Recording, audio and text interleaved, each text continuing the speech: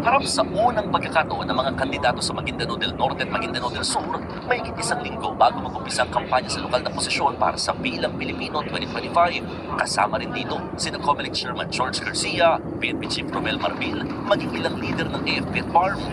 Unang sinabi ng Comelec na nakababahala ang mga insidente ng karahasan sa Maguindanao Provinces at Cotabato City mula na mag-umpisa ang election period. Para sa dating TESDA Secretary at ngayon Maguindanao del Norte gubernatorial candidate na si Teng Mangudadatu, dumami ang patayan mula ng mabuwagang family alliance sa probinsya. Ang problema namin dito is yung third party. Very possible for us na magpapatayan kami kung walang nag-audyok sa amin na kami ay mag-away-away. Sa tanong kung sino raw ba yung third party, Yung third party is hindi natin specifically says na ikaw, but ang sinasabi lang natin is iwasan natin na magpa-away lahat. Kasi at the end of the day, pamilya tayo lahat. Since na ako napunta dito sa mundong ito, wala akong napatay na tao. Oo. Wala akong napamasaker ng tao. Wala akong pinatay na kamag-anak. naging issue rin ang pag-import daw ng mga kandidato.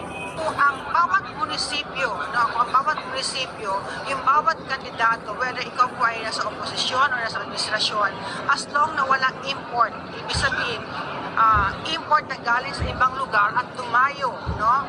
Definitely magiging tahimik yung lugar na yan. Dahil magkakamag-anak at magkakamag-anak pa rin ang mga yan. Naungkat din ang pagkakaroon daw bigla ng mga tarpaulin sa bayan ng Dato Baglas na tinatanggap ang mga miyembro ng Bangsamoro Islamic Armed Forces o BIAF guerrilla operation.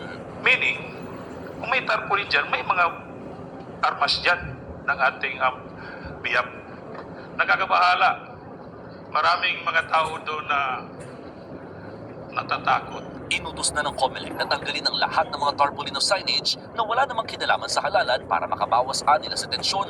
Pinagbawalan din ng ahensya na mangialam ang all body sa away ng mga politiko, lalo na kung magkakamag-anak ang mga ito.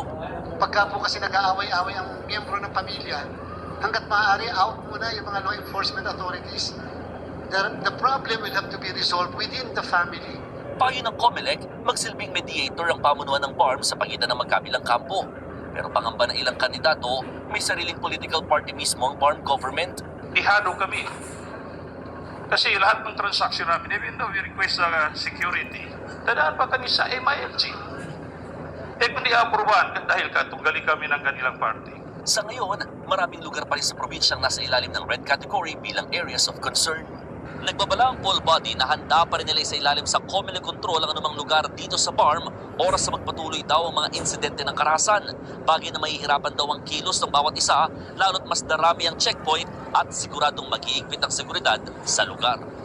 Sa huli, nagkamayan at lumagda sa isang peace agreement ang mga kandidato. Ayaw lang natin kasi mabalikan dito yung Maguindanao Massacre, yung 2009 nangyari. So ayaw natin yun. Kani-kanina lang pinagtatransport ng baril, nahulihan na naman, napatay yung isa. Empleyado pa ng munisipyo ng Patuan Municipality. Panawagan ng Comelec, sundan ng mga taga-suporta ang hakbang ng kanilang mga lider para maiwasan ng anumang karahasan. Kasabay nito, dinipensahan ni Presidential Peace Advisor Carlito Galvez Jr.